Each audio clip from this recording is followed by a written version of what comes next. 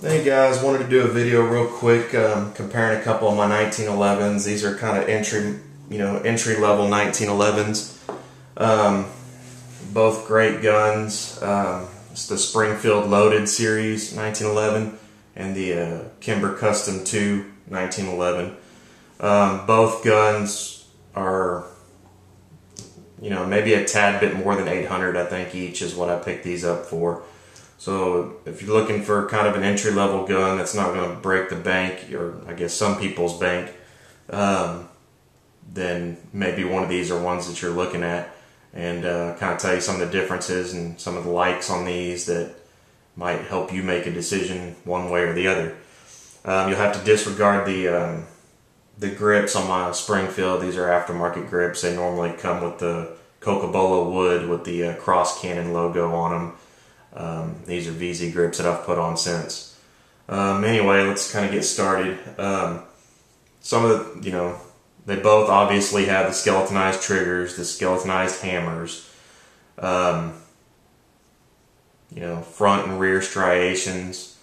Those are all standard on these two guns. Some of the differences, the mainspring housing on the Kimber is going to be plastic, whereas on the Springfield Loaded, it's going to be metal. I know that kind of ticks some people off that they're paying, $800 plus on a gun. They're putting plastic mainspring housings on there.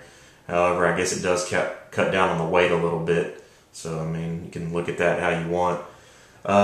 Springfield has an ambidextrous safety. The Kimber Custom 2 does not. It doesn't matter to me. I'm right-handed.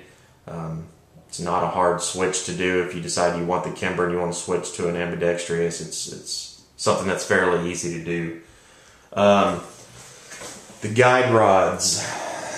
The guide rods on the Springfield is a 2-piece guide rod, and it takes an Allen wrench to get that out of there, which a lot of people don't really care for, whereas the Kimber is a 1-piece guide rod and doesn't require a big time special tool to get that out of there. You can do it just with your bare hands if you know how to.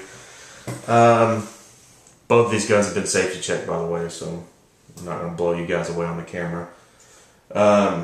As far as what you get along with the gun when you buy them, the Kimber, all you get is one black Kimber mag with this model. Obviously it's stainless if you buy the stainless model.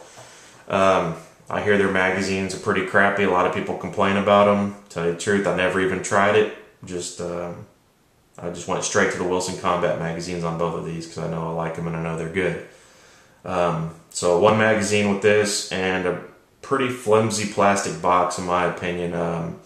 I would say it's probably around the quality, maybe a little less than a Glock box if you were to buy one of those, or if you have one and you know what it's like. Springfield, on the other hand, comes with a super nice box. I would say it's comparable, maybe a tad less than what a Pelican case would be. Awesome box. All the compartments are fitted, so your gun has its own cutout section, your magazines have their own cutout section, and so on.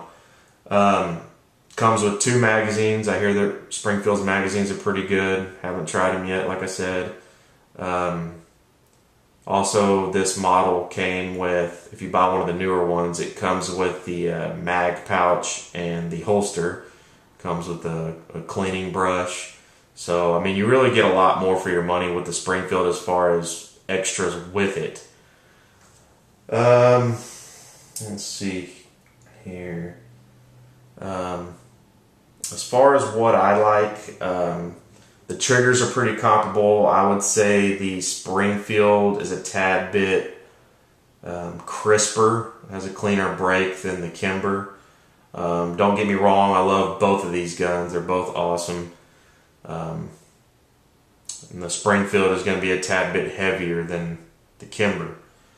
I went to the range today, so I'll show you a couple of the groups that I got, and each one of these are exactly 25 rounds at 10 yards. So right here, this grouping is going to be Springfield. So as you can see, it's You know, one pretty ragged hole, not too many errors.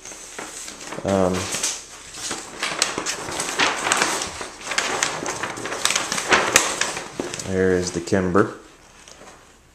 Had a couple flyers on me. Still a pretty nice group at 10 yards. So I mean, they're both very accurate guns. This is that's for another discussion. That's my FN57 pistol, which is right here, which is an awesome gun, one of my all-time favorites. These three guns are probably the favorites in my collection. So anyway, as far as, you know, similarities, I think I covered most of them. You know, they both got the beaver tail safeties and all that good stuff. And you know, as far as the money and what you get, I think both of them are excellent options. So I mean, I guess it kind of comes down to preference. You know, I guess as far as options I've covered, the Springfield has a little bit more going for it than the Kimber. But like I said, both awesome guns. Hope this might help you guys out a little bit on what you might, you know, decide to do. And if you have any questions on either of these or anything else I can help you with, just shoot me a comment and I'll try to answer as quick as I can. Later.